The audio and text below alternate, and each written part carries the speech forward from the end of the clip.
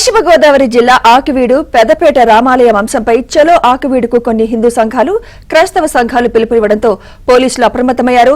పెద్ద సంఖ్యలో పోలీసులు ఆకివీడులో మోహరించారు.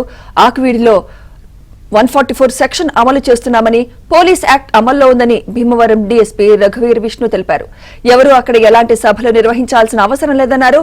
ఆకివీడుకు వచ్చే ప్రయత్నం ఉంటే అందరూ మానుకోవాలని హెచ్చరించారు.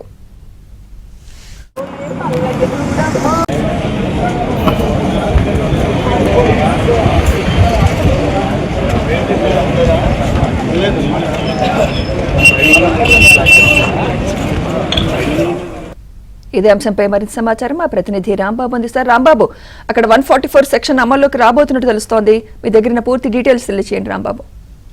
సుమిత్ర, ప్రస్తుతం ఆకివీడు పట్టణం అయితే పోలీసు పహారాలు అయితే ఉంది. పూర్తిగానే ఎక్కడికెక్కడ పోలీసులు అయితే మోహరించారు. ప్రధానంగా ఆకివీడు పట్టణమే దారి తీస్తే ఉప్పుడేరు వంతెన దగ్గర అయితే పోలీసు పికెట్ ఏర్పాటు చేశారు. అదైతే భీమవరం నుంచి వచ్చే భీమవరం వచ్చే రహదారిపై అయితే ఆకివీడు సరిహద్దులు పోలీసు పికెట్ ఏర్పాటు చేశారు. దాదాపు 300 మంది పోలీసులు అయితే ఇప్పుడైతే పహారా కాస్తున్నారు.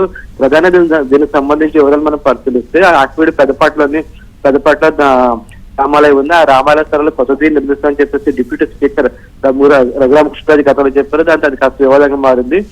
దళిత కృష్ణులు అయితే దాన్ని తీవ్రంగా ఖండించారు. ఆ నేపథ్యంలోని రఘురామకృష్ణరాజు అదేవిధంగా అప్పట్లో టీడీపీ కూటమి నాయకుల మీద అయితే దళిత కృష్ణులు దాడి చేస్తారు. ఆ కేసు దానికి సంబంధించి 57 మంది మీద పోలీసులు కేసులు నమోదు చేస్తారు. దాదాపు 35 మందిని అయితే అరెస్ట్ చేశారు. ఈ నేపథ్యంలోని ఈ రామాలయానికి మద్దతుగా కొన్ని హిందూ సంఘాల నాయకులు అయితే పిలుపునిచ్చారు. ఆకివీడు చలో ఆకివీడు పిలుపునిచ్చారు. ఈ రోజు వెళ్తామని చెప్పేసి వాళ్ళు పిలుపునిచ్చారు. అదే విధంగా దళిత క్రిస్టియన్ మద్దతుగా క్రైస్తవ సంఘాలు కూడా చలో ఆకివీడు పిలుపునిచ్చారు. దీంతో పోలీసులు ఒక్కసారిగా అప్రమత్తయ్యారు. ఎవరు అసలు ఆకివీడు రావడానికి అవకాశం లేదా, ఎటువంటి అనుమతి లేకుండా మీరు ఆకివీడులో ప్రవేశించడానికి వీలేదని చెప్పేసి భీమవరం డీఎస్పీ రఘువీర్ స్పష్టంగా ఆదేశాలు జారీ చేశారు. అంతేకాకుండా ఆకివీడులో 144 సెక్షన్ అమల్లో ఉంది. పోలీస్ యాక్ట్ 30 కూడా అమల్లో ఉంది. కాబట్టి ఎవరు అనుమతి లేకుండా సభలు కానీ ర్యాలీలు కానీ ఏమి నిర్వహించడానికి వీలేదని చెప్పేసి పోలీసులకు హెచ్చరికలు జారీ చేశారు.